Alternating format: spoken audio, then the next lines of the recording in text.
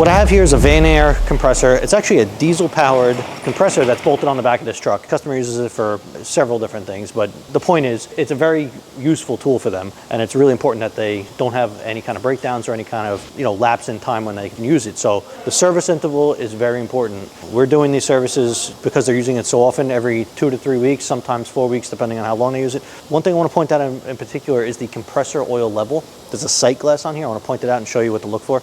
Basically, you have a clear lens, and you have, literally, it's a piece of glass with a sight that sees the exact level inside this casing of where you're at. So you want to be right in the middle there.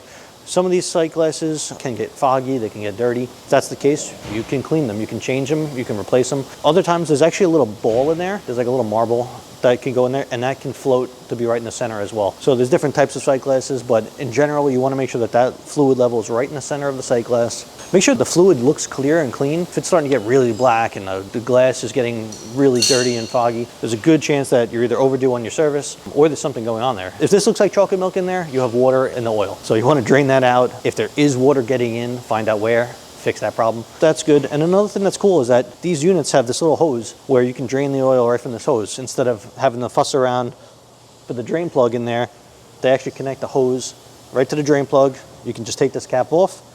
You can drain your oil out right here, put a little catch tray. So it's easy to service. It's super important to service. I've shown you guys recently, but I want to point out these stickers that we put on our filters.